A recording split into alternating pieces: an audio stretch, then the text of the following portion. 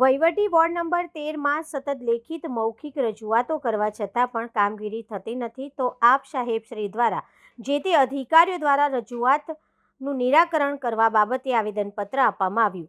Ward number 13માં સતત લેખિત મૌખિક રજૂઆતો કરવા છતાં પણ વોર્ડ નંબર 13ની અંદર રોડ, રસ્તા, શુદ્ધ પીવાનું પાણી, ડ્રેનેજ લાઇન, ગંદકી, લોકો ઉપર જાન લેવા હુમલા જેવી પાયાની સુવિધાઓની રજૂઆતો અધિકારીઓ દ્વારા કોઈ પણ પ્રકારની કામગીરી આજ દિવસ સુધી કરવામાં આવેલ નથી, જેમાં માનનીય વડાપ્રધાન સાહેબ, માનનીય મુખ્યમંત્રી સાહેબ, માનનીય ગૃહમંત્રી સાહેબ, આપ સાહેબ, માન્ય મ્યુનિસિપલ કમિશનર સાહેબ, માન્ય મેયર સાહેબ, સ્ટેન્ડિંગ કમિટીના ચેરમેનશ્રીઓને પત્ર લખેલો છે, છતાં પણ આજ દિવસ સુધી કામગીરી કરવામાં આવેલ નથી.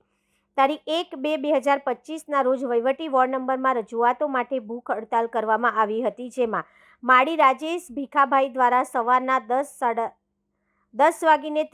થી સાંજના 5:30 સુધી ભૂખ હડતાલ પર હતા, જેમાં પાણી પણ નથી પીધું. જેમાં અધિકારીઓ દ્વારા જણાવવામાં આવેલ હતું કે તમારી તમામ રજૂઆતોની કામગીરી આવતીકાલથી શરૂ કરી દેવામાં આવશે, પરંતુ આજ દિવસ સુધી કોઈ પણ પ્રકારની કામગીરી કરવામાં આવેલ નથી.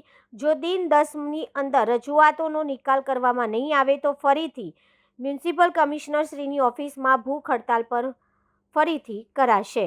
આજરોજ અમે કમિશનર સાહેબને રજૂઆત કરવામાં આવ્યા હતા કે વોર્ડ નંબર 13ની અંદર રજૂઆતો છતાં પણ કામગીરી નથી થતી, ભૂખ હડતાલ કર્યા પછી પણ કામગીરી નથી થતી. અને કમિશનર સાહેબને અમે રજૂઆત કરવા આવેલા કે સાહેબ આ રીતની કામગીરી હશે તો વડોદરા સ્માર્ટ સિટી કેવી રીતે વધશે. અત્યારે સ્માર્ટ સિટીની મોટી મોટી વાતો કરતા અધિકારીઓને અમે કહેવા માંગીએ છીએ કે સાહેબ જ્યારે તમે સુવિધા નહીં આપો તો કોર્પોરેટરો ક્યાંથી સુવિધા આપશે. કારણ કે અમે લેખિત રજૂઆતો કરી છે, રોડ, રસ્તા, પાણી, ડ્રેનેજની સમસ્યાઓ ઓનલાઈનથી લઈને ઓફલાઈનથી લઈને લેખિતમાં રજૂઆતો કરી છે. ભૂખ હડતાલ પર 7-7 કલાક પાણી પીધા વગર બેસીને રજૂઆતો બોર્ડ અધિકારીને કરી, ત્યાં છતાં પણ આ લોકો ધ્યાને નથી દોરતા. આજે કમિશનરનું ધ્યાન આજે અમે દોરવા આવ્યા છીએ અને કમિશનર સાહેબે આશ્વાસન આપ્યું છે કે તાત્કાલિક ધોરણે કામગીરી જે છે એ હાથ પર લઈશું અને અમે જો 10 દિવસની અંદર કામગીરી હાથ પર નહીં લેવામાં તો ભૂખ હડતાલ પર કમિશનર સાહેબની ઓફિસમાં બેસીશું.